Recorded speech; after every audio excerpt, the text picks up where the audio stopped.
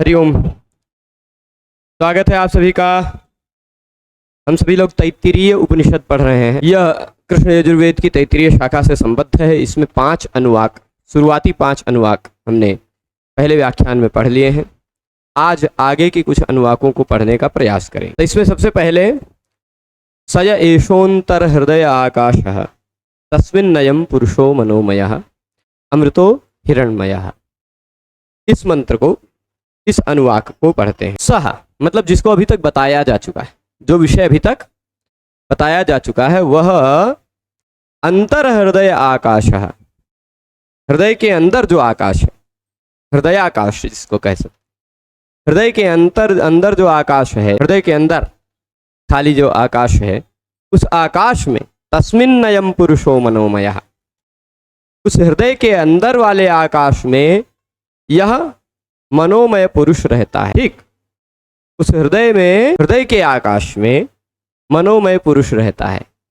अच्छा, वह अमृत भी है, वह हिरण्मय भी है। अमृतः हिरण्मयः। अमृतः का मतलब वह मरता नहीं है, अविनाशी है, विनाश रहित है। और साथ ही साथ क्या है, हिरण्मय है। हिरण्मय का तात्पर्य होता है प्रकाश स्वरूप है। ठीक है, प्रकाश से भरा हुआ है। ये हो गया। इसके बाद अंतरेण तालुके येषस्तन इवावलंबते सेन्द्रयोनिः यत्रासौ केशान्तो विवर्तते व्यपोह्य शीर्ष कपाले भूरित्यग्नौ प्रतितिष्ठति भुव इति वायौ सुवरित्यादित्ये मह इति ब्रह्मणि। तो अब अंतरेण तालुके, अभी तक बताया कि हृदय में वह आत्मा है, मनोमय है। ठीक, हृदय के अंदर वह स्थित है। कैसे है? मनोमय है, वही अमृत है, वही हिरण्मय है। मतलब अमृत है यानी अविनाशी है, और हिरण्मय है का तात्पर्य कि वह प्रकाश स्वरूप है। इसके बाद क्या कहेंगे? अंतरेण तालुके, दोनों तालुओं के बीच में भी है, जिह्वा वाग रूप में। अंतरेण तालुके, दोनों तालुओं के बीच में। और फिर कहाँ है? व्यपोह्य शीर्ष कपाले। व्यपोह्य, अच्छा इससे पहले कुछ है। य एषः स्तन इवावलंबते सेन्द्रयोनिः। य एषः स्तन इवावलंबते, जो है स्तन की भांति लटक रहा है। स्तन इव क्या है? स्तन इव अवलंब्यते, स्तन की भांति अवलंबन कर रहा है यानी लटक रहा है। सेन्द्रयोनिः, सेन्द्रयोनि का तात्पर्य यहाँ बहुव्रीहि समास है कि सा इंद्रयोनि, ऐसा अर्थ है। सा इंद्रयोनि, वह इंद्रयोनि का तात्पर्य परमात्मा की प्राप्ति का द्वार है। स्तन इवावलंबते, स्तन की भांति जो लटक रहा है। कहाँ पर? अंतरेण तालुके, तालुओं के मध्य में। ठीक है, तालुओं के मध्य में जो यह स्तन की भांति लटक रहा है, जुआ समझ लीजिए। सेन्द्रयोनि, वह क्या है? परमात्मा की प्राप्ति का द्वार है, इंद्रयोनि है, वहां तक पहुंचने का मार्ग है, रास्ता है। फिर आगे क्या कहेंगे? यत्रासौ केशान्तो विवर्तते। केशांत का तात्पर्य क्या कहेंगे? यत्रासौ केशान्तो विवर्तते, जहां पर असौ, यत्र असौ, यत्र मतलब जहां, असौ वह, असौ का मतलब क्या होगा? वह। यत्र असौ, जहां पर वह, केशान्तो, केश का अंतिम स्थल मतलब केश का जड़। केशान्तो विवर्तते, विवर्तते मतलब स्थित है, वर्तमान है। वह क्या है? व्यपोह्य शीर्ष कपाले। व्यपोह्य शीर्ष कपाले यानी सिर के जो कपाल हैं, सिर का जो कपाल है, उस शीर्ष कपाले व्यपोह्य, शीर्ष के कपाल का भेदन करके वह स्थित है। सिर के अंदर छेद करके वह स्थित है ना, केशांत, केश का जड़ का भाग। फिर इसके बाद क्या कहेंगे? भूरित्यग्नौ प्रतितिष्ठति। भू, भुआ, सुवह और आदित्य, महा, ये सब कहाँ कहाँ रहता है? तो भू अग्नि में प्रतिष्ठित है। भू, यह जो व्याहृति है, उस वह व्याहृति अग्नि में प्रतिष्ठित है। भुआ इति वायु, भू, भुआ यह व्याहृति वायु देवता में प्रतिष्ठित है। और फिर क्या कहे? सुवरित्यादित्ये, सुवह, यह जो व्याहृति है वह आदित्य में प्रतिष्ठित है। और मह इति ब्रह्मणि, मह, यह जो व्याहृति है वह ब्रह्म में प्रतिष्ठित है। ठीक है, मह इति ब्रह्मणि।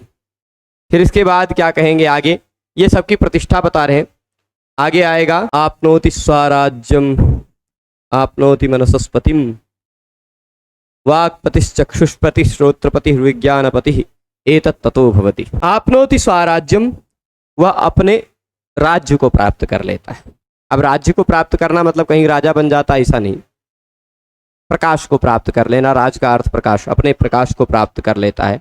आपनोति मनसस्पति, मन के स्वामी को प्राप्त कर लेता है। मनसस्पति, मन के स्वामी को प्राप्त कर लेता है। वाक्पति चक्षुष्पति, वाक्पति यानी वह वाणी का पति हो जाता है, वाणी का स्वामी हो जाता है। चक्षुष्पति, नेत्रों का स्वामी हो जाता है। श्रोत्रपति यानी कानों का स्वामी हो जाता है। विज्ञानपति यानी विज्ञान यानी हृदय बुद्धि का स्वामी हो जाता है, आत्मा का ज्ञान का स्वामी हो जाता है। फिर एतत् ततो भवति, ततः एतत् भवति।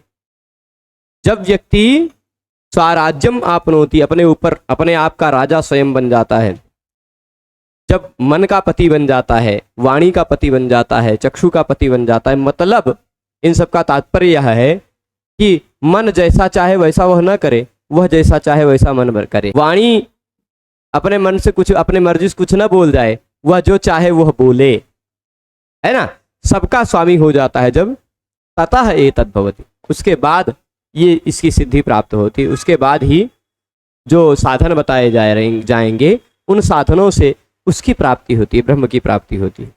फिर आगे आएगा आकाश शरीरम ब्रह्म सत्यात्म प्राणारामं मन आनंदम शांति समृद्धम अमृतम इति प्राचीन योग्योपास्व ब्रह्म आकाश शरीरम। आकाश शरीरम ब्रह्म, आकाश के समान शरीर वाला है वह ब्रह्म, जिसको आप देख भी सकते हैं, नहीं भी देख भी सकते। मतलब अब आकाश को नहीं देख सकते पर अनुभव कर सकते हैं। सर्वत्र व्यापक है, कहाँ नहीं है आकाश, सब जगह है। तो आकाश के समान सदृश वाला शरीर वाला जो है वह ब्रह्म है। सत्यात्म प्राणारामम, वह और कैसा है, सत्यात्म है। सत्यात्म का मतलब उसकी आत्मा, उसकी सत्ता है, आत्मा में सत्ता है, या कह दीजिए सर्वत्र सत्ता है। सत्यात्म प्राणारामम मन आनंदम, तो वह प्राणारामम मन आनंदम, प्राणा क्या कह रहे हैं, हाँ, सत्यात्म प्राणारामम मन आनंदम, वह इंद्रिय इत्यादि सभी प्राणों का आराम। प्राण, प्राण का मतलब क्या होता है, प्राण अकेले नहीं रहता, सर्वत्र है ना। है बहुत सारी बातें प्राण के विषय में भी मतभेद है। प्राण रहता है आत्मा के, मन के अंदर, आत्मा के अंदर रहता है, ये भी बातें आई थी। पर प्राणारामम यानी प्राण को विश्राम देता है, मन आनंदम मन को आनंदित करता है। फिर क्या है, शांति समृद्धम, शांति की समृद्धि से भर देता है, शांति से संपन्न है। अमृतम है, वह अमृत है।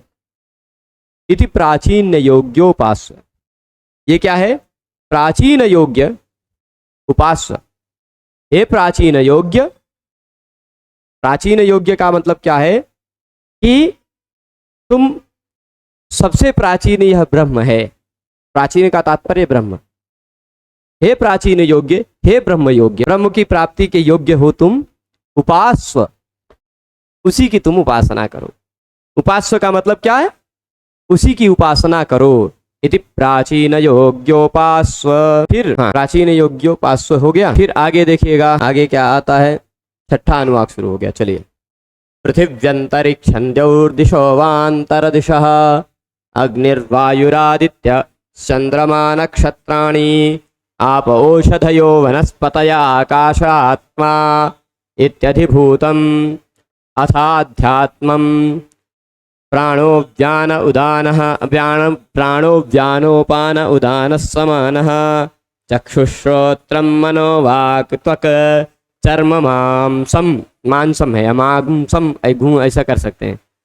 अब स्नावास्थि मज्जा एतदधिविधाय ऋषिरवोचत पांगतं वा इदं सर्वं पांगतेनैव पांगतं स्पृणोतीति। यहाँ तक है, बहुत बड़ी बातें इसमें हैं। पृथिव्यंतरिक्षम द्यौर्दिशौ आंतरदिशः। पृथ्वी, पृथ्वी ये दिखाई पड़ रही है। अंतरिक्ष, द्युलोक, अंतरिक्ष से भी ऊपर का स्थान है द्युलोक, जिसमें प्रकाश है। सूर्य को मान लीजिए द्युलोक के अधिष्ठाता, ठीक है। पृथ्वी, अंतरिक्ष, द्यौः, ये तीन पकड़ ले गए ना सब तीनों को। फिर उसके बाद क्या कहा, दिशा, दिशाएं। फिर अवांतर दिशा, अवांतर दिशाएं, चार कोने जो होते हैं वह अवांतर दिशाएं हैं। दिशा मतलब पूर्व पश्चिम दक्षिण उत्तर, ये चार दिशाएं हो गई। फिर अवांतर दिशा मतलब ये चार कोण हो गए। फिर इसके बाद क्या कहा, अग्निर्वायुरादित्यश्चंद्रमा नक्षत्राणि, सबकी लिस्ट दे रहे हैं। अग्नि, वायु सबको पहचानते हैं आप, आदित्य को भी पहचान रहे हैं, चंद्रमा को भी पहचान रहे हैं, नक्षत्रों को भी पहचान, सबको जान रहे हैं। फिर आगे क्या कहेंगे, आप औषधयो, आप मतलब जलानी, जल, औषधय मतलब जो औषध्य फलपाकांता बहुपुष्प फलोपगा। इस वचन के अनुसार जिसमें एक ही बार फल आता है और फल पक जाने के बाद वह समाप्त हो जाती हैं, उनको औषधियां कहा गया। अपुष्पा फलवंतो ये ते वनस्पतयः स्मृताः, बिना फूल के जिसमें फल आ जाता हो वो वनस्पतियां कही जाती, बिना फूल के जिसमें फल आ जाता हो वो वनस्पति है। और जो ये औषधियां कौन है, जो फल आ जाता है, फल के पक जाने पर उनका अंत हो जाता है। फल पक जाने पर एक बार फल आया, फल पक गया, खत्म हो गया, तो उन वनस्पतियों को, उन प्रकार के वृक्षों को औषधि शब्द से कहा गया। तो आप औषधयः वनस्पतयः आकाशः आत्मा, ये सारी लिस्ट दे रहे हैं। इत्यादि भूतम, ये सारे भूत हैं, ये सारा भौतिक चीज हो गया। भौतिक लिस्ट दे दी ना, पृथ्वी, अंतरिक्ष, देव, दिशाएं, अवंतर दिशाएं, अग्नि, वायु, आदित्य, चंद्रमा, नक्षत्र, ये सब आप, औषधियां, वनस्पतियां, आकाश, आत्मा, सब कुछ, ये सब अधिभूत हैं। अब अथाध्यात्मम, अब अध्यात्म के बारे में बताएंगे। क्या है अध्यात्म, तो प्राणो ज्ञानो पान उदान समान, अंदर क्या है, बाहर भौतिक क्या, अधिभूत भूत में क्या है वो बता दिया। अब अंदर क्या है, अथाध्यात्मम, अध्यात्मम। तो प्राण, व्यान, अपान, उदान, समान, ये पांच वायु हो गई। पांच वायु है हमारे अंदर। प्राण कहाँ है, हृदय में है अथवा नासिका में है, दोनों मत है। फिर उसके बाद व्यान, व्यान मतलब जानते हैं, व्यान पूरे शरीर में हमारी नाड़ियों में धमनियों के माध्यम से दौड़ता है, जो खून दौड़ाता है, विश्वगमनवान। फिर अपान गुद मार्ग से निकलता है, दुर्गंध फैलाता है, वह अपान है। उदान, उदान कंठ में रहता है, कभी कभी ऐसे डकार जो आती है, वह उदान, उदान है। फिर उसके बाद समान, आपके नाभि मंडल में रहता, आप भोजन इत्यादि जो खाते हैं उसको पकाने का काम करता, पचाने का काम करता है, उदान। जठराग्नि का सहकारी होता है, जठराग्निवर्धक होता है। चक्षु, श्रोत्रम, मनोवाक्, त्वक्, ये पांच इंद्रियां। चक्षु, श्रोत्रम, मनः अंदर इंद्रिय, वाक्, त्वक् वाणी और त्वचा, घ्राण को छोड़ दिया। चर्म, मांसम, चर्म चमड़ा, मांस स्नायु, अस्थि, स्नावा का मतलब स्नायुआं जो है शरीर के अंदर है, अस्थि, मज्जा, ये सब कुछ बता करके, इस शरीर के अंदर की वास्तविकता को बता करके, एतदधिविधाय ऋषिरवोचत, ये सब कुछ बता करके ऋषि क्या कहते हैं, ये सारी पंक्तियां हैं, ये सारी पंक्तियां हैं। क्या पंक्तियां हैं, पांच पांच की देखिएगा। पहले पृथ्वी, अंतरिक्ष, देव, दिशो, अवांतर दिशा, पांच बताई। ये पांच कहाँ हैं, लोकों की मान लीजिए पंक्ति है। अग्निर्वायु आदित्य चंद्रमा नक्षत्राणि, ये पांच बताई, ये पांच समझ लीजिए प्रकाशदायक ज्योति की पंक्ति है। फिर आगे क्या कहा, आप औषधयो वनस्पतयः आकाशः आत्मा, ये पांच क्या है, ये पांच है स्थूल पदार्थों की पंक्ति है, ठीक है। फिर इसके बाद ये अधिभूत खत्म हो जाएगा। इसके बाद प्राण, व्यान, उपान, अदान, उपान, समान, ये सब पांच क्या हो गया, वायु की समूह पंक्ति है, ठीक। ये पांच क्या है, पांच प्राणों की पंक्ति है, पांच वायुओं की पंक्ति है। फिर चक्षु, श्रोत्र और फिर मन, वाणी, त्वक, ये पांच करण की पंक्ति। करण मतलब जो इंद्रियों की पंक्ति है, ऐसा समझ लीजिए। चर्म, मांस, स्नावा, अस्थि, मज्जा, ये सारे जो हैं, स्नावा का स्नायु, नाड़ी अर्थ ले सकते हैं। शरीरगत धातुएं हैं ये पांच, ठीक। और फिर उसके बाद ये सब कुछ बताने के बाद ऋषि रवोचत, ऋषि ने कहा, क्या कहा, एतद अधिविधाय ऋषि रवोचत, ये उठ कह करके ऋषि ने कहा, पांगतम वा इदम सर्वम, ये सब कुछ सब पांक्त पांक्त है, यानी पंक्तियों से संपन्न है। पांक्ते नैव पांक्तं स्पृणोति, तात्पर्य क्या है? पंक्ते नैव पांक्तम, आध्यात्मिक पंक्ति से ही आप बाह्य पंक्त और बाह्य पंक्त से आध्यात्मिक पंक्ति को पूर्ण किया जा सकता है। ठीक है, पांक्ते नैव पांक्तम स्पृणोति, पांक्त से पांक्त की ओर जाया जा सकता है। इसके बाद आगे देखते हैं क्या आता है, पांक्तम स्पृणोति थी। अब 8वां अनुवाक शुरू हो रहा है, ओमिति ब्रह्म। तैत्तिरीय उपनिषद में भी ओम की व्याख्या है।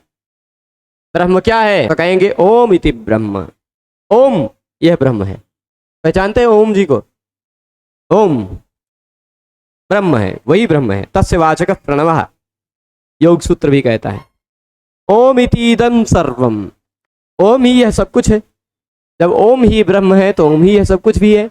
ओम इतीदं सर्वम, ओम इत्येतद् अनुकृतिर हस्म वा अप्यो श्रावयेत्याश्रावयन्ति। तो कहते हैं ओम इति एतद् अनुकृति ही। ओम जो है ना, पहले कहा कि वह ब्रह्म है, फिर कहा ओम ही यह सब कुछ जो दिखाई पड़ रहा है जगत, वो भी ओम ही है। ओम यह जो है ना, ओम इत्येतत्, ओम जो यह एक अक्षर है वह हस्म, हस्म मतलब निस्संदेह, ऐसा कह सकते हैं, संदेह रहित अनुकृति है।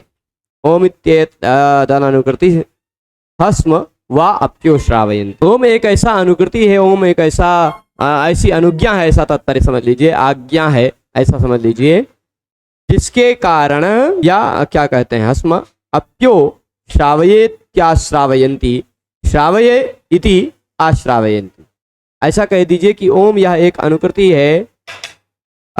ऐसा कहा जाता है कि अप्यो श्रावय, अप्यो श्रावय का तात्पर्य क्या है? अप्यो, अपि ओ मतलब हे आचार्य जी, अपि श्रावय, इसके सिवाय कुछ और दूसरा सुनाइए। ऐसा कहने पर आश्रावयन्ति है ना, ओम ही अनुकृति है, ओम ही सब कुछ है, इसके सिवा और कुछ और सुनाइए। अपि ओ श्रावय, तो कहते आश्रावयन्ति। चलिए सुनाते हैं। शिष्य कहकर, शिष्य के कहने पर कहते सुनाते हैं। तो ओम इति सामानि गायन्ति, ओम इति सामानि गायन्ति, ओम सोमिति शस्त्राणि संसन्ति, ओमित्यध्वर्युः प्रतिगरं प्रतिगृह्णाति, ओमिति ब्रह्मा प्रसौति, ओमित्यग्निहोत्रमनुजानाति, ओमिति ब्रह्मणः प्रवक्षन्नाह ब्रह्मोपाप्नवानीति, ब्रह्मैवोपाप्नोति, ब्रह्म एव उपाप्नोति। अब ओम के बारे में बता रहे हैं। ओम इति सामानि गायन्ति, सामवेद के द्वारा भी ओम का ही गायन किया जाता है।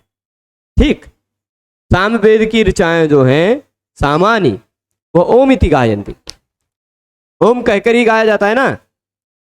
और ओम सोम बोल करके शस्त्राणि संसन्ति, यज्ञ में शस्त्र कहा है, कहे जाते हैं। आपने अग्निष्टोम पढ़ा होगा, तो अग्निष्टोम में समसन की बात कही गई है।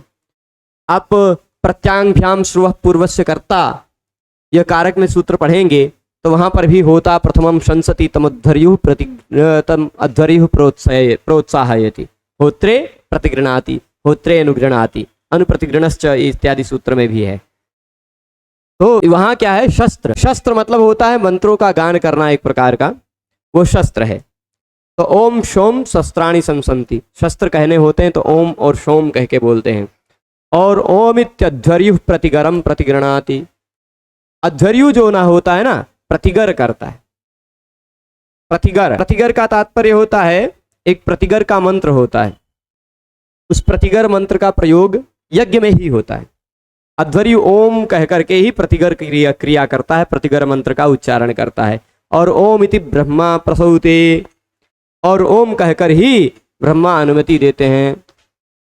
ब्रह्मा जी से अनुमति ली जाती है यज्ञ की क्रिया में कि ब्रह्मा जी अब हम ये करना चाहते हैं। ओम, ब्रह्मा जी कहते हैं ओम इति ब्रह्मा प्रसौति, सब ओम ओम से ही काम चलता है। ओमित्यग्रुहि अग्निहोत्रम अनुजानाति, और ओम यह कहकर ही अग्निहोत्र की आज्ञा भी देता है। अनुजानाति मतलब अनुज्ञा देता है। ओम इत्यग्निहोत्रम अनुजाति, ओम इति ब्राह्मणः प्रवक्षन् आह ब्रह्मोपाप्नवानीति, ब्रह्मैवोपाप्नोति। तात्पर्य क्या है? ओम बोलता हुआ ब्राह्मण, ओम इति प्रवक्शन ब्राह्मण आह, ओम बोलता हुआ ब्राह्मण क्या कहता है? आह का मतलब ओम क्या कहा गया? ओम कहता हुआ ब्राह्मण कहता है, क्या कहता है? ब्रह्मैवोपाप्नवानीति, ब्रह्म एव उपाप्नवानीति, ब्रह्मोपाप्नवानीति है ना, ब्रह्मोपाप्नवानीति। ब्रह्म वेद को, ब्रह्म का मतलब होता है वेद को, उपाप्नवानी मतलब प्राप्त करूं, ब्रह्म को प्राप्त करूं या वेद को प्राप्त करूं, तो ऐसा ओम कहता हुआ ही, ओम कहता हुआ ही वह वेद के प्राप्त करने की या ब्रह्म के प्राप्त करने की इच्छा करता है, और ब्रह्म ही वो पाप्नोति, यानी वह निश्चित ही उस ब्रह्म को या उस वेद को प्राप्त कर लेता है। ठीक है, इसके बाद अवृतम च स्वाध्याय प्रवचने च, अब पूरा स्वाध्याय प्रवचन चलेगा। कुछ भी करो, स्वाध्याय और प्रवचन नहीं छूटना चाहिए। आप लोग क्या कर रहे हैं? स्वाध्याय कर रहे हैं, हम प्रवचन कर रहे हैं, है ना। तो यह उपदेश दिया जा रहा है, सब जगह हमें स्वाध्याय प्रवचन चलते रहना चाहिए। जब आप स्वाध्याय प्रवचन छोड़ देंगे तब गड़बड़ हो जाएगा, इसकी आज्ञा को छोड़ दिए आप। यहाँ क्या कहेंगे? ऋतम च स्वाध्याय प्रवचने च, सत्यं च स्वाध्याय प्रवचने च, तपश्च स्वाध्याय प्रवचने च, दमश्च स्वाध्याय प्रवचने च, शमश्च स्वाध्याय प्रवचने च, अग्नयश्च स्वाध्याय प्रवचने च, अग्निहोत्रञ्च स्वाध्याय प्रवचने च, अतिथयश्च स्वाध्याय प्रवचने च, मानुषञ्च स्वाध्याय प्रवचने च, प्रजा च स्वाध्याय प्रवचने च, प्रजनश्च स्वाध्याय प्रवचने च, प्रजातिश्च स्वाध्याय प्रवचने च, सत्यमिति सत्यवचारथराथीतरः, तप इति तपो नित्यः पौरुषिष्टिः, फिर साध्य प्रवचने एवेति नाकौमौद्गल्यः, तद्धि तपस्तद्धि तपः। इतना बड़ा है, 3-4 आचार्यों का मत देंगे। क्या कहेंगे? ऋतम च स्वाध्याय प्रवचने च, सदाचार का आचरण करते रहना चाहिए और स्वाध्याय प्रवचन करते रहना चाहिए। ठीक, पढ़ना पढ़ाना चलता रहना चाहिए। बहुत बड़ा मोटिवेशन है पढ़ने पढ़ाने में, भाई पढ़ना पढ़ाना बिल्कुल नहीं छोड़ना है। ऋतम च स्वाध्याय, सब एक एक कर्म को एक एक बार कह रहे हैं, लेकिन स्वाध्याय प्रवचन को हर बार कह रहे हैं। आप कुछ भी करते रहिए, लेकिन स्वाध्याय प्रवचन जरूर करते रहिए। समझ रहे हैं? बाकी लोग और कुछ तो कर रहे हैं पर स्वाध्याय प्रवचन नहीं कर रहे हैं। ये वेद भगवान आपको कह रहे हैं कि ऋतम च स्वाध्याय प्रवचने च, यथा योग्य ऋत का व्यवहार करें। अब ऋत का मतलब यहाँ सदाचार लीजिएगा, क्योंकि सत्य आ रहा है आगे। तो सदाचरण का प्रयोग करते रहिए और स्वाध्याय प्रवचन करते रहिए। शास्त्र का स्वाध्याय करना मतलब स्वयं से स्वाध्याय करते रहिए, प्रवचन भी करते रहिए। अपने छोटे छोटे भाइयों को बुलाइए, कहिए आओ तुम्हें मैं थोड़ा सा इको यणचि का प्रवचन करता हूँ, आओ तुम्हें तैत्रीय उपनिषद का प्रवचन करता हूँ, ऐसा कुछ कुछ बताते रहिए। ठीक है, फिर सत्यंच स्वाध्याय प्रवचने च, सत्य भी बोलते रहें और स्वाध्याय प्रवचन करते रहें। आगे क्या कहेंगे? फिर तपश्च स्वाध्याय प्रवचने च, तप करें तो भी स्वाध्याय प्रवचन करते रहें। ऐसा नहीं कि बैठ गए तो महीना 2-4 महीना तपस्या करते रह गए, थोड़ा सा तप कर लिया फिर शाम सुबह स्वाध्याय प्रवचन। ठीक है, तपस्या के बाद दमश्च, दम करना मतलब मन का, दम मतलब इंद्रियों का दमन, शम मतलब मन का समन। तो दम बाह्य इंद्रियों का होता है, शम मन का होता है। तो दम मतलब हो गया बाहर के इंद्रियों को कंट्रोल करें और स्वाध्याय प्रवचन करते रहें। शम करें यानी मन को निगृहित करें, मन का निग्रह करें और फिर स्वाध्याय प्रवचन करते रहें। अग्नयश्च स्वाध्याय प्रवचने च, मतलब अग्नियों का चयन करें, आहवनीय गार्हपत्य इत्यादि अग्नियों का चयन करते रहें और स्वाध्याय प्रवचन करते रहें। ठीक, अग्निहोत्रम च स्वाध्याय प्रवचने च, अग्निहोत्र भी सुबह शाम करते रहें और स्वाध्याय प्रवचन भी करते रहें। ठीक है, अग्निहोत्र भी करते रहे, स्वाध्याय प्रवचन करते रहे। अतिथयश्च स्वाध्याय प्रवचने च, आपके घर कोई अतिथि इत्यादि आ जाए तो अतिथि का सेवन भी करते रहें और स्वाध्याय प्रवचन करते रहें। सब करना है। और क्या कहें? मानुषंच स्वाध्याय प्रवचने च। अब अतिथय और मानुषम में अंतर क्या है? अतिथि आगे मनुष्योचित लौकिक व्यवहार, कोई भी कुछ भी हो जाता है तो आप मनुष्य हैं तो मनुष्यानुसार कुछ व्यवहार करते रहे ना, वो मानुष कहलाता है। ठीक है, आप मनुष्य हैं तो थोड़ा मानवीय व्यवहार करते रहना पड़ता है, तो मानुषम च, वो भाई करते रहिए भाई, लेकिन स्वाध्याय प्रवचने च, ठीक है। प्रजा च स्वाध्याय प्रवचने च, प्रजा मतलब संतान वृद्धि करती रहने हैं, मतलब ऐसा नहीं कि कुल समाप्त हो जाए, संतान वृद्धि हो, कुल आगे बढ़ाना है, लेकिन स्वाध्याय प्रवचने च। फिर इसके बाद प्रजा का तात्पर्य गर्भाधान संस्कार इत्यादि करना है, और फिर संतति उत्पन्न करना है, और स्वाध्याय प्रवचन भी करते रहना है। प्रजातिश्च स्वाध्याय प्रवचने च, प्रजाति का तात्पर्य होगा प्रजा हो गई, फिर उसके बाद प्रजन है ना, प्रजा स्वाध्याय प्रवचने च, प्रजनश्च स्वाध्याय प्रवचने च। प्रजनन क्रिया हेतु शास्त्रानुसार प्रजनन क्रिया करनी है और स्वाध्याय प्रवचन करना है। पहले प्रजा का तात्पर्य गर्भाधान संस्कार, दूसरा प्रजन का अर्थ प्रजनन क्रिया स्त्री संयोग, और फिर उसके बाद तीसरा क्या कहेंगे, प्रजातिश्च स्वाध्याय प्रवचने च। प्रजाति मतलब कुटुंब की अभिवृद्धि, कुटुंब परिवार को बढ़ाना भी करना है, और स्वाध्याय प्रवचन करते रहना है। इतना सब कुछ करते हुए भी स्वाध्याय प्रवचन बिल्कुल नहीं छोड़ना है। फिर सत्यमिति सत्यम इति सत्यवचा राथीतरः, सत्यमिति सत्यम, इन सब में ये इतना सारा काम की लिस्ट बताई ना, रीत, सत्य, तप, दम, शम, अग्नि, अग्निहोत्र, फिर उसके बाद अतिथि, मानुष, प्रजा, प्रजनन, प्रजाति, ये सब काम बताए ना। इनमें एक राथीतर नाम के व्यक्ति है, कौन, नाम ध्यान रखिएगा। राथीतर कौन है, रथीतर के बेटे, इनके पिता का नाम क्या था, रथीतर, तो वह रथीतर के पुत्र जो थे उनका नाम था राथीतर। वो रथीतर राथीतर उनका नाम क्या था, सत्यवचाह, यही नाम आगेगा देखिए, हाँ, उनका नाम क्या है, सत्यवचाह, नाम क्या है, नाम है सत्यवचाह, और रथीतर के पुत्र हैं इसलिए राथीतर हैं, ठीक। तो राथीतर यानी रथीतर के पुत्र सत्यवचाह नामक महर्षि का मत है कि इन सभी ऋतम स्वाध्याय इत्यादि में सत्य ही सर्वश्रेष्ठ है, ठीक।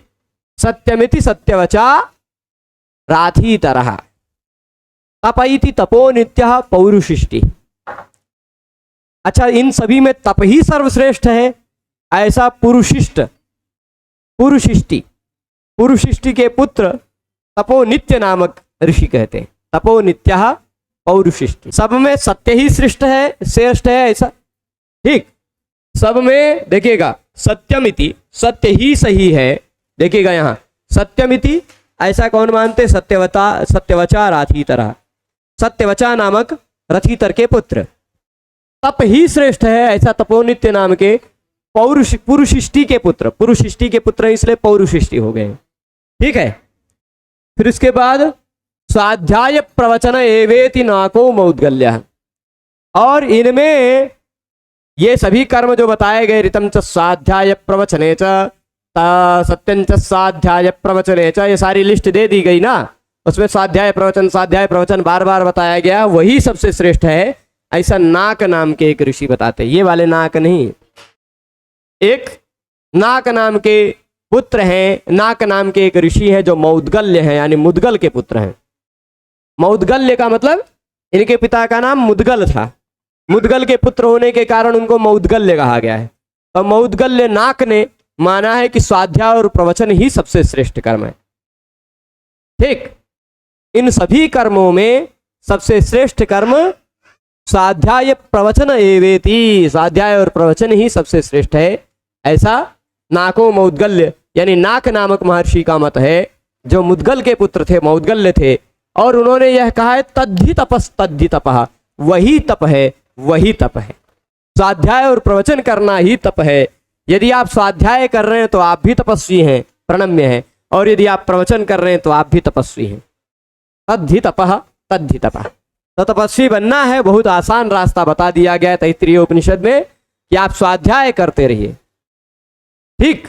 छात्राणाम अध्ययनम तपः, आप सभी छात्र हैं तो आपका सबसे बड़ा तप क्या है, अध्ययन करना, स्वाध्याय करते रहना, कुछ पढ़ते रहना, यही आपका सर्वश्रेष्ठ तप है। ठीक है, ये बात समझ गए?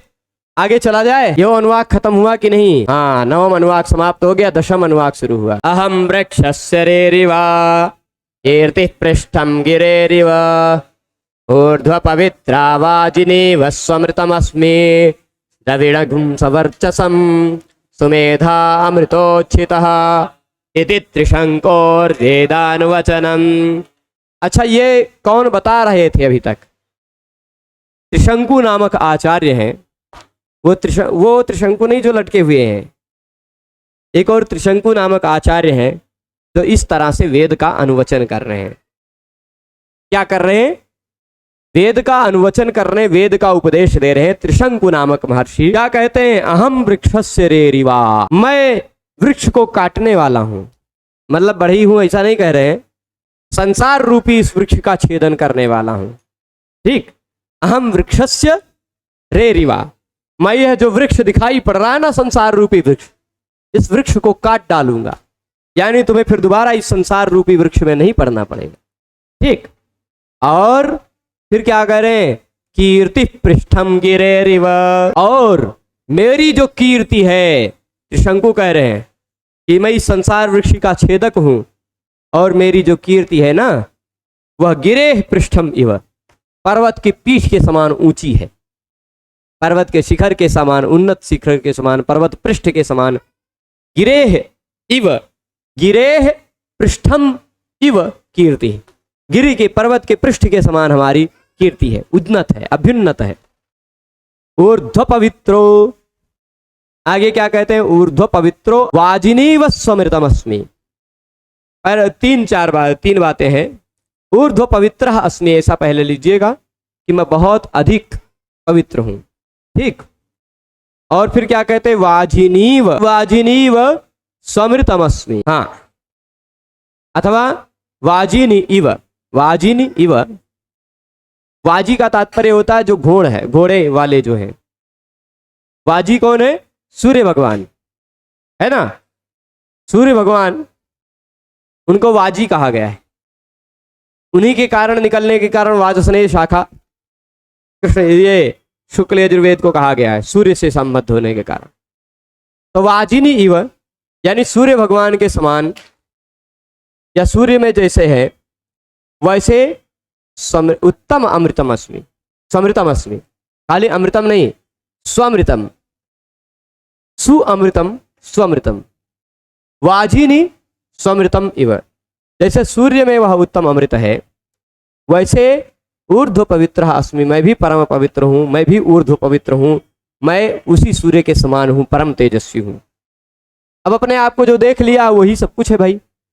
जो अपने आप को जान गया वो कह सकता है, ऐसा त्रिशंकु जी कह रहे हैं। तो त्रिशंकु जी की बात मान ली जाए, वो ब्रह्मवेत्ता होंगे, सिद्ध होंगे। ठीक, तो क्या हूं? ऊर्ध्व पवित्र हूं मैं। कैसे? समृतम इव वाजिनी, जैसे सूर्य में वह समृत है उसके समान हूं मैं। और फिर क्या कहते हैं? द्रविण सवर्चसम। सवर्चसम का मतलब वर्चः कहते हैं प्रकाश को, सवर्चस प्रकाश से युक्त, तेज से युक्त। द्रविण हूं, धन हूं, ऐसा धन हूं जो परम तेजस्वी है, चमक रहा है, पूरा भंडार भरा हुआ खजानों से, ऐसा मैं द्रविण हूं, ऐसा धन हूं। अच्छा, सुमेधा अमृतोच्छितः। अमृतोच्छितः का तात्पर्य अमृत से अभिषिंचित हूं मैं। उस पर ब्रह्म ने मेरा अभिषेक किया, ऐसा समझ लीजिए। ब्रह्म से ही अभिषिक्त हूं, सब तरफ से मैं अपने आप को ब्रह्म देख रहा हूं। तो जैसे सब तरफ से आप पानी से भीगे रहते हैं, तो जल से नहाए हुए हैं, सब तरफ से वो ब्रह्म से नहाए हुए हैं। अमृतोक्षितः सुमेधा अस्मि, मैं उस ब्रह्म से अभिसिंचित हूं और श्रेष्ठ बुद्धि वाला हूं मैं। सुमेधा अस्मि, अच्छी मेधा वाली, अच्छी प्रतिभा वाला हूं मैं। और क्या हूं? इतना कह के इति त्रिशंकोर वेदानुवचनम, इस तरह से कह के त्रिशंकु ने वेद का अनुवचन खत्म कर दिया। यह त्रिशंकु ऋषि का अनुभव किया हुआ वेद का अनुवचन। त्रिशंकु ऋषि को अपने आप में ब्रह्म का अनुभव हुआ, तो उन्होंने इस तरह से ब्रह्म का अनुवचन किया। ठीक है, अब इसके बाद का जो अंश है, यह 10वां अनुवाक समाप्त हो गया। यहां से शुरू होगा 11वां अनुवाक, और वह जो 11वां अनुवाक है वह आपने पहले अवश्य सुन रखा होगा। पहले अवश्य सुन रखा होगा, अनेक बार सुन रखा होगा। क्या?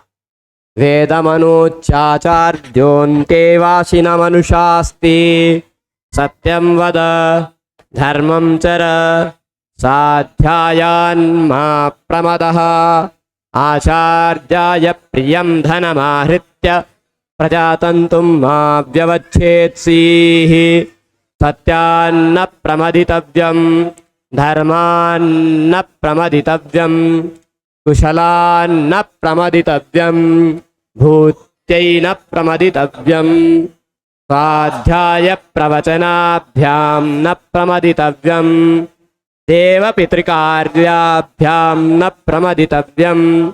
इतना सारा वेद का अनुवचन खत्म हो गया ना त्रिशंकु का। तो वेदम अनुच्य, उस वेद का अनुवचन करने के बाद वो आचार्य त्रिशंकु अंतेवासिनम अनुशास्ति, अपने अंतेवासी, अपने छात्र, अपने शिष्य को अनुशास्ति, अनुशासन कर रहे हैं। अपने शिष्य को अनुशासित करते हुए कह रहे हैं कि तुम्हारी अब शिक्षा पूरी हुई, तुमने वेद को जान लिया, अब तुम क्या करोगे वो तुम्हारे कर्तव्यों के बारे में बता रहे हैं। ठीक है, क्या बोल रहे हैं? आचार्य, वह आचार्य कौन है? त्रिशंकु है ना, वह आचार्य अंतेवासिनम, अपने अंतेवासी समीप में रहने वाले छात्र को, शिष्य को अनुशास्ति, अनुशासन दे रहे हैं, उपदेश दे रहे हैं। क्या बोल दे रहे हैं उपदेश? सत्यम वद, सच बोलो, सत्य ही बोलना, झूठ मत बोलना। ठीक है, ये बात ध्यान रखिएगा। धर्मम चर, धर्मम चर, और धर्म का ही आचरण करना, अधर्म का नहीं। ठीक है, धर्मम चर हो गया। फिर आगे क्या कहेंगे? स्वाध्यायान मा प्रमदः, पढ़ाई में प्रमाद मत करना। अभी वही कर रहे हैं आप लोग, कुछ लोग, सब लोग नहीं, कुछ लोग हैं। स्वाध्यायान मा प्रमदः, स्वाध्याय से बिल्कुल प्रमाद नहीं करना। हमें कुछ ना कुछ सीखते रहना, कुछ ना कुछ अध्ययन करते रहना, उसमें प्रमाद नहीं। प्रमाद मतलब असावधानी या लापरवाही नहीं। ठीक, तो प्रमाद आलस्य से थोड़ा सा अलग होता है। प्रमाद का मतलब आलस्य से थोड़ा सा अलग होता है। प्रमाद का तात्पर्य वह होता है कि आपको कोई काम दिया गया है, आप उस काम करने के लिए बैठे भी हैं लेकिन फिर भी नहीं कर रहे, वह प्रमाद है। असावधानी, लापरवाही, कोई परवाह ना हो। ठीक, तो वह प्रमाद है। और आलस्य का मतलब पड़े रहना बिस्तर पे, वो वाला है ना, आधे नींद में। तो अब क्या कहा? स्वाध्यायान मा प्रमदः, स्वाध्याय से प्रमाद बिल्कुल मत करो, पढ़ने से प्रमाद बिल्कुल मत करो। पढ़ाई तो करते ही रहना है, चाहे जैसे करते रहना, उसमें प्रमाद नहीं करना है। ठीक है, हमारी बात जिसको सुनना है सुनेगा, नहीं सुनना है तो उपनिषद जी की बात सुन लीजिएगा। स्वाध्यायान मा प्रमदः। ठीक है, और आचार्याय प्रियम धनमाहृत्य प्रजातंतुम मा व्यवच्छेत्सीः। तात्पर्य क्या है? आचार्य के लिए प्रियम धनम, आचार्य जो पढ़ाते हैं, पहले के समय में कैसी गजब की शिक्षा परंपरा रहती होगी। सोचिए कि आचार्य पूरा जीवन पढ़ा देते थे और छात्रों से धन की अपेक्षा नहीं रखते। हमने तो देखा है ऐसे गुरुजी को अपने। तो ऐसे आचार्य जो हैं पढ़ाते हैं और कोई धन की अपेक्षा नहीं रखते, पर वह छात्र जब जाने लगते हैं तो सोचते हैं कि गुरुजी ने हमें बहुत कुछ दिया, उसको धन से भला कहाँ दे सकते हैं। उसके बदले धन तो एकदम से तुच्छ है, आज है खत्म हो जाएगा, लेकिन जो ज्ञान दिया है वह अगर हम चिंतन करते रहेंगे तो जीवन भर हमें प्रकाशित रखेगा, है ना, जीवन भर हमें प्रकाशित रखेगा। तो इसलिए लोग आचार्य को लाकर दक्षिणा देते थे। तो वही कह रहे हैं, आचार्याय प्रियम धनम आहृत्य, आचार्य के लिए प्रियम धनम, दक्षिणा स्वरूप कुछ प्रिय धन, वांछित धन, आहृत्य लाकर दोगे जब फिर गुरु दक्षिणा देना। गुरु दक्षिणा देने के बाद फिर ऐसा मत सोच लेना कि हम अब गुरु जी जैसे आचार्य बन जाओ, कोई बात नहीं, अच्छी बात है, पर प्रजातंतुम मा व्यवच्छेत्सीः। प्रजातंतुम मा व्यवच्छेत्सीः का तात्पर्य क्या है? प्रजा के परंपरा को मत छीन कर देना।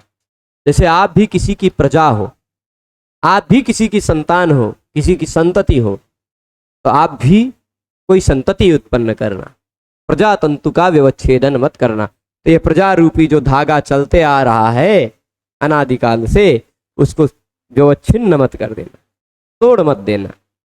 ठीक, प्रजातंतुम मां व्यवच्छेदसी, समझ गए? प्रजातंतु का उच्छेद मत करना मतलब समाप्त मत कर देना कि अब आज के बाद प्रजा ही नहीं होगी, हमारी कोई संतति ही नहीं होगी। धर्मान न प्रमदितव्यम, और धर्म से प्रमाद नहीं करना। इससे धर्मान न प्रमदितव्यम, अगर आपका कोई धर्म है तो उसको करना है, उसमें प्रमाद नहीं करना है। कुशलान न प्रमदितव्यम, कुशल कर्म वह कर्म है जो आपको शुभ देते हो, शुभकारी कर्म हो, उनसे भी प्रमाद नहीं करना। ऐसा कोई भी काम जिससे आपका और किसी संसार के किसी व्यक्ति का शुभ होना है, ऐसे कर्म से बिल्कुल प्रमाद नहीं करना।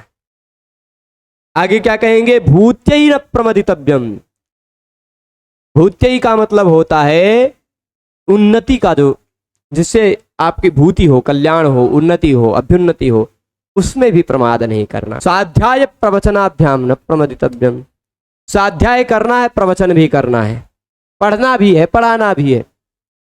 अभी प्रवचन करने लायक आपको कोई नहीं मिलता है ना, आप प्रवचन करना शुरू तो कीजिए, एक दो लोग को पकड़ के प्रवचन करना शुरू तो कीजिए। फिर आप देखिए, एक से लेके फिर अगले दिन 2 होंगे, 2 से फिर 4 होंगे, है ना? तो वह, और जो कोई व्यक्ति कहते हैं कि हमें कोई पढ़ने वाला ही नहीं मिलता, हम पढ़ाते हैं, वो व्यक्ति शीशा को देख के पढ़ाना शुरू कीजिए। शीशा देख को भगवान देख रहे हैं आपको, क्या आप पढ़ा रहे हो, आप प्रवचन कर रहे हो, आपका प्रवचन बेकार जा रहा है, तो फिर भगवान सुनने वाले की व्यवस्था कर देंगे, बढ़िया से कर देंगे, आपको सुनने वाला कोई व्यक्ति जरूर मिलेगा। तो फिर स्वाध्याय प्रवचनाभ्याम न प्रमदितव्यम, पर खाली प्रवचन ही करना नहीं है, पहले स्वाध्याय करना है तब प्रवचन करना है। ऐसा थोड़े ना कि खाली प्रवचन करते जाइए। आजकल लोग प्रवचन ही करते हैं, स्वाध्याय तो करते नहीं, तो वह प्रवचन उन लोगों का प्रवचन नहीं, प्रवंचन हो जाता है लोगों के लिए, है ना? फिर आगे क्या कहते हैं? देव पितृ कार्याभ्याम न प्रमदितव्यम, देवताओं का कार्य हो या पितरों का कार्य हो, उनसे भी बिल्कुल प्रमाद नहीं करना। ठीक है, इतनी पूरी लिस्ट दे दी, किसमें किसमें प्रमाद नहीं करना है, किसमें किसमें क्या क्या करना है। अभी और उपदेश देंगे, बहुत सारा उपदेश देंगे। मातृदेवो भव, पितृदेवो भव, आचार्य देवो भव, अतिथि देवो भव, यान्यनवद्यानि कर्माणि तानि सेव्यव्यानि नो इतराणि, यान्यस्माकं सुचरितानि तानि त्वयोपास्यानि नो इतराणि, ये के चास्मच्छ्रेयागुंसो ब्राह्मणाः तेषां त्वया सनेन प्रश्वसितव्यम्। श्रद्धया देयम् अश्रद्धया देयम्, श्रिया देयम् ह्रिया देयम्, धिया देयम् संविदा देयम्। एक एक शब्द बार बार आ रहा है, बहुत अच्छा उपनिषद लग रहा होगा।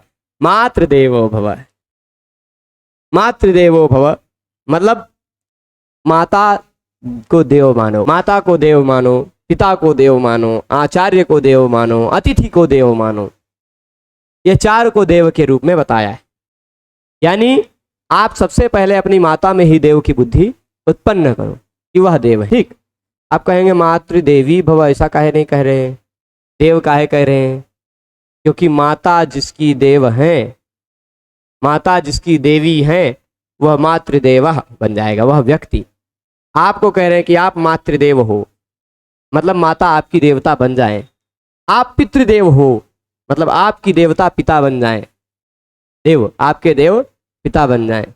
ठीक, पिता देवः यस्य सः पितृदेवः, अतिथिर्देवो यस्य सः अतिथिदेवः। ठीक, तो अतिथि देवता है जिसके, वह अतिथि देव। तो ऐसे तुम भी अतिथि देव हो जाओ, तुम भी आचार्य देव हो जाओ, तुम भी पितृदेव हो जाओ, तुम भी मातृदेव हो जाओ। तात्पर्य क्या है? तुम माता को देवता मानो, तुम पिता को देवता मानो, तुम आचार्य को देवता मानो, तुम अतिथि को देवता मानो। ठीक, अब दिक्कत ये होगी, मान लीजिए आपके कोई आचार्य हैं, ठीक, आचार्य हैं, माता हैं, पिता हैं, अतिथि हैं, उनको देवता मान रहे हैं। एक कोई विशेष अतिथि हैं, आपके घर आए, आपने देवता मान के पूजा किया, थोड़ी देर बाद उन अतिथि जी ने तंबाकू निकाला, ऐसे किया, खा लिया, तब आपकी देवता वाली बुद्धि थोड़ी सी कमजोर होने लगेगी, ये देवता कैसे हैं। ऐसा बिल्कुल नहीं करना है, ठीक।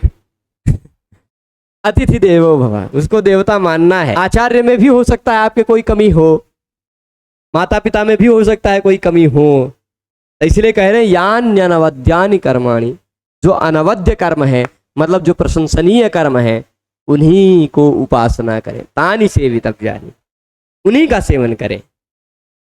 अब आपके अतिथि देव आए, ऐसे ऐसे करके खा गए, तो ऐसा नहीं कि हमारे देव खा रहे हैं तो हम भी खाएंगे।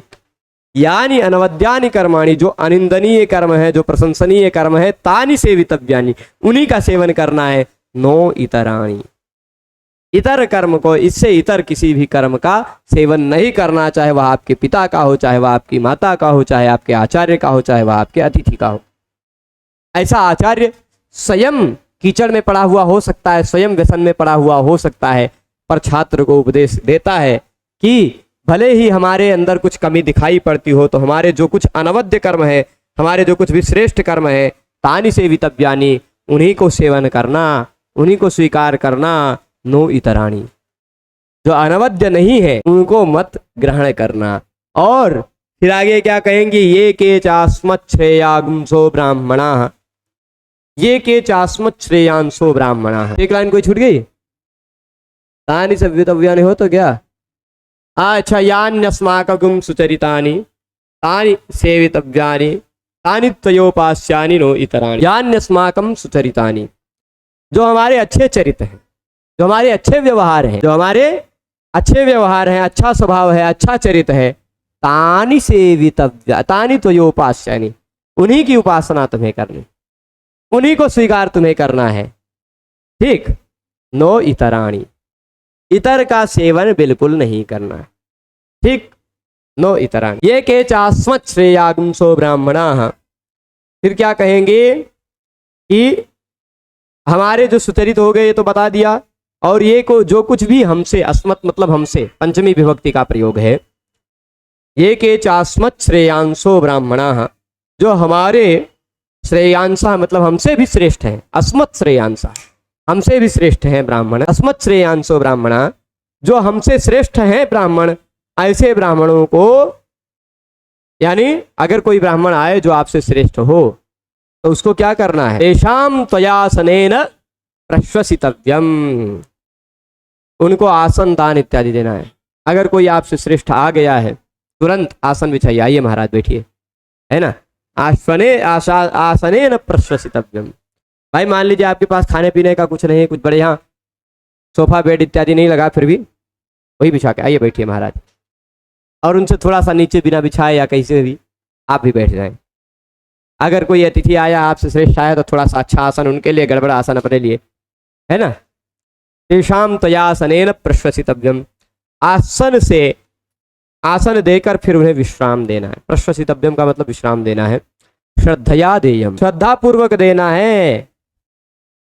अगर दान इत्यादि भी देना है तो श्रद्धा से देना है, ठीक। क्या कह रहे हैं, श्रद्धया देयम, श्रद्धा से देना है, दान करना है। अश्रद्धया अदेयम, बाकी सब जगह देखिए देयम के पहले स्पेस है, यहां देयम के पहले स्पेस नहीं है क्योंकि संधि है, अदेयम है। अश्रद्धया अदेयम, अगर आप में श्रद्धा नहीं है तो बिल्कुल दान मत करो, श्रद्धा है तो ही देना है। श्रद्धया देयम अश्रद्धया अदेयम, यदि श्रद्धा नहीं है तो बिल्कुल दान मत करो। ऐसा नहीं कि सब लोग दे रहे हैं तो हम दें, है ना। अश्रद्धया देयम श्रिया देयम, श्रिया के देयम मतलब आर्थिक स्थिति की आपकी जैसी है उसके अनुसार देना चाहिए, ठीक।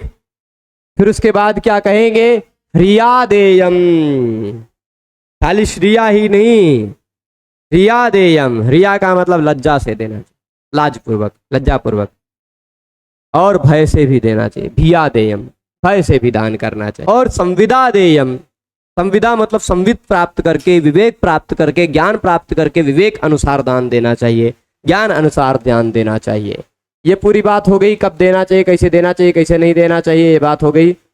इसके बाद आगे देखिए, अथ यदि ते कर्म विचिकित्सा वित्तवित् वा वृत्त विचिकित्सा वा स्यात् ये तत्र ब्राह्मणा सम्मर्षिणः युक्ता आयुक्ताः अलुक्षा धर्म कामाः स्युः तद्य यथा ते तत्र वर्तेरन् तथा तत्र वर्तेथाः अथाभ्याख्यातेषु ये तत्र ब्राह्मणाः सम्मर्षिणः यथा आयुक्ताः अलुक्षा धर्म कामाः स्युः यथा ते तेषु वर्तेरन् तथा तेषु वर्तेथाः एष आदेशः एष उपदेशः एष वेदोपनिषत् एतदनुशासनम् एवमुपासितव्यम् एवमुचैतदुपास्यम्। अब बहुत सारी बातें बता रहे हैं, गुरु अपने शिष्य को भेज रहे हैं ना अपने घर से, आपकी पढ़ाई पूरी हो गई अब जाओ, तो उपदेश देते हैं। क्या दे रहे हैं कि अथ यदि ते कर्म विचिकित्सा वित्त वा वृत्त विचिकित्सा वा स्यात्। अथ यदि ते, अब यदि तुम्हें कर्म विचिकित्सा मतलब कर्म के विषय में संदेह हो, शंका हो कि क्या कर्म करना है क्या नहीं करना है, अथवा वृत्त विचिकित्सा, वृत्त कहते हैं आचरण को, ठीक, वृत्तम यत्नेन संरक्षेत वित्तमायाति याति च। वृत्त को हमें है ना, अक्षीणो वृत्ततः क्षीणो वृत्ततस्तु हेतो हतः, ठीक है। तो वृत्त का मतलब होता है आचरण, तो वृत्त विचिकित्सा मतलब सदाचार की आचरण की विचिकित्सा हो, इस जगह पर मुझे कैसा आचरण करना चाहिए। कर्म विचिकित्सा मतलब इस जगह पर कैसा कर्म करना चाहिए। कर्म के विषय में संदेह हो, वृत्त के विषय में संदेह हो, तो फिर क्या करना तुम। अब तो गुरु के घर से जा रहे हो, गुरु जी तुम्हें हर जगह तो बताने आएंगे नहीं, तो क्या करना, ये तत्र ब्राह्मणाः सम्मर्षिणः, तो वहां पर जो तुम्हें उत्तम विचार वाले, सम्मर्श वाले, अच्छे विमर्श वाले ब्राह्मणाः मिले, ब्राह्मण विद्वान जन मिले। युक्ता आयुक्ता, युक्ता का मतलब उचित परामर्श देने में कुशल जो है, और आयुक्त का तात्पर्य कर्म और सदाचार में पूर्णतः लगे हुए, आयुक्त है नियुक्त टाइप के। और अलूक्षाः स्नेह से पूर्ण स्वभाव वाले हैं, थोड़े स्निग्ध स्वभाव वाले, निर्मल स्वभाव वाले इसे कह दीजिए, स्निग्ध स्वभाव वाले, स्नेह से भरे हुए स्वभाव वाले। धर्म कामाः स्युः, अलूक्षा के साथ साथ धर्म कामाः स्युः, यानी जो धर्म, एकमात्र धर्म के ही अभिलाषी हो, जिनको धर्म मात्र की ही कामना हो, ठीक, धर्म कामाः स्युः। अलूक्षा धर्म कामाः स्युः, धर्म कामक हो जो। यथा ते तत्र वर्तेरन् तथा तत्र वर्तेथाः, वैसी परिस्थिति में वो जो ब्राह्मण लोग हैं, जो सम्मर्षी लोग हैं, युक्त हैं, आयुक्त हैं, जो अलूक्ष हैं, जो धर्म काम हैं, वे लोग जैसा वर्तन करें, जैसा व्यवहार करें, वैसे ही तुम्हें व्यवहार करना चाहिए। तथा तत्र वर्तेथाः, उस परिस्थिति में वैसे तुमको भी वर्ताव करना चाहिए, ठीक है। ऐसे ब्राह्मण लोग, ऐसे विद्वान लोग जैसा व्यवहार करें, वैसे तुम्हें भी व्यवहार करना चाहिए। अब उस समय गुरु जी की याद नहीं आनी चाहिए कि भाई गुरु जी क्या बताएंगे, इसी जगह पर क्या आचरण करना चाहिए। आपके आसपास और भी कुछ लोग होंगे जो उस स्थिति में फंसे होंगे, तो वह लोग जैसा आचरण करते हैं वैसा। फिर इसके बाद अथाभ्याख्यातेषु, अब आगे क्या कहेंगे, तुमको भी वैसे अभ्याख्यातेषु, अभ्याख्यान हो जाए, मतलब किसी दोष में तुम्हारे ऊपर लांछन लग जाए, अथवा तुम्हारे ऊपर नहीं, किसी दोष में किसी दूसरे व्यक्ति के ऊपर लांछन लगा है, तो उस अभ्याख्यात व्यक्तियों के प्रति कैसा व्यवहार करना, लांछित व्यक्तियों के प्रति कैसा व्यवहार करना है। मतलब जो व्यक्ति कोई दोषी हो, दोष के कारण उसको लांछन लगा हो, ऐसे व्यक्ति के प्रति कैसा व्यवहार करना है, तो तुम्हें ये बता रहे हैं। ये तत्र ब्राह्मणाः सम्मर्षिणः, वहां भी वही बात है कि यदि अभ्याख्यात किसी दोष से लांछित मनुष्यों के साथ व्यवहार करने में संदेह हो जाए, जब तुम्हें किसके साथ कैसा व्यवहार करे, ये तो अपराधी है, या तो ये ऐसा, ये तो ऐसा है, ऐसे में संदेह हो जाए तो क्या करना, तो इसमें भी देख लेना। ये तत्र ब्राह्मणाः सम्मर्षिणः, हमारे आसपास सम्मर्षी जो ब्राह्मण गण हैं, युक्ता आयुक्ता, मतलब जो सदाचरण में लगे रहते हैं, युक्त रहते हैं, और फिर आयुक्त हैं, यानी धर्म इत्यादि कर्म में सदा सर्वदा लगे हुए हैं, सब प्रकार से यथायोग्य सत्कर्म करते रहते हैं। जो ऐसे अलूक्षा स्नेह पूर्ण स्वभाव वाले, धर्म कामना वाले वो ब्राह्मण जैसे हों, यथा ते तेषु वर्तेरन्, जैसे वो ब्राह्मण लोग अभ्याख्यात लोगों के प्रति व्यवहार करें, तथा तेषु वर्तेथाः, वैसे ही तुम भी व्यवहार करना। ब्राह्मणों को देख लेना, वो ब्राह्मण लोग जैसा व्यवहार करते हैं वैसे तुम भी व्यवहार करना। तथा तेषु वर्तेथाः। एष आदेशः, यही मेरा तुम्हारे लिए आदेश है। एष उपदेशः, यही तुम्हारे लिए उपदेश है। हमेशा जीवन भर तो उपदेश देने के लिए हम रहेंगे नहीं। तो तुम देखना अच्छे आचरण वाले लोग, धर्म कामना वाले लोग, जिनको केवल धर्म की ही कामना है, जो अलूक्ष हैं, स्निग्ध स्वभाव वाले हैं, ऐसे लोग कैसा व्यवहार करते हैं वही देख लेना, वैसा ही तुम करना। एष आदेशः, यही मेरा आदेश है। एष उपदेशः, यही मेरा उपदेश है। एषा वेदोपनिषद, यही वेदों का रहस्य, यही वेदों का रहस्य है। एतद अनुशासनम, यही तुम्हारे लिए अनुशासन की बात है। एवं उपासितव्यम, ऐसा ही तुम्हें उपासना करना है। एवं उचैतद उपास्यम, इस तरह से ही अनुष्ठान करना चाहिए, ऐसा ही तुम्हें अनुष्ठान करना चाहिए। ये भी उपदेश हो गया गुरु का। इसके बाद अब देखिए कुछ और बचा है कि नहीं। 12वां अनुवाक खाली बचा है और यह आप पढ़ चुके हैं ना। सन्नो मित्र संवरुणः सन्नो भवत्वर्यमा सन्न इंद्र बृहस्पतिः सन्नो विष्णुरुक्रमः नमो ब्रह्मणे नमस्ते वायो त्वमेव प्रत्यक्षं ब्रह्मासि त्वामेव प्रत्यक्षं ब्रह्म वदिष्यामि। अच्छा यहाँ बदला है, ब्रह्मावादिशं ऋतमवादिशं सत्यमवादिशं तन्मामावीत् तद्वक्तारमावीत् आवीन्माम् आवीद्वक्तारम्। अब भूतकाल का प्रयोग हो गया सर, सारा यह भूतकाल का प्रयोग हो गया। हे मित्र देवता हमारे लिए कल्याणकारी होइए, वरुण देवता हमारे लिए कल्याणकारी हैं। फिर अर्यमा इंद्र बृहस्पति उरुक्रम विष्णु ब्रह्म को नमस्कार है, वायु को नमस्कार है। आप ही प्रत्यक्ष ब्रह्म हैं, आपको ही हमने प्रत्यक्ष ब्रह्म के रूप में कहा है। कामेव प्रत्यक्षम ब्रह्म अवादिशम, बोल दिया है, कह दिया। आपको ही मैंने प्रत्यक्ष ब्रह्म के रूप में कहा है, आपको ही ऋत के रूप में कहा है, आपको ही सत्य के रूप में कहा है। वही जो तत्व है उसी तत्व ने मेरी रक्षा की है। भूतकाल की बात हुई। आवीत तद वक्तारम आवीत, वह बोलने वाले की भी रक्षा किए हैं। आवीन्माम आवीत वक्तारम, मेरी भी रक्षा किए हैं, वक्ता की भी रक्षा किए हैं। इस तरह से ये शांति शांति होते हुए पहली जो वल्ली है शिक्षा वल्ली वह समाप्त हो जाती है।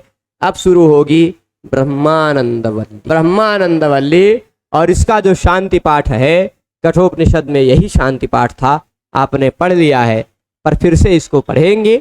और इसके साथ ब्रह्मानंद वल्ली के जो बहुत मजेदार पूर्ण ब्रह्म है, ब्रह्म वाली बातें आएंगे। ब्रह्म विदाप्नोति परम, ब्रह्मविद ब्रह्मज्ञानी व्यक्ति ही परम तत्व को प्राप्त करता है। तदेशाभ्युक्ता सत्यम ज्ञानम अनंतम ब्रह्म।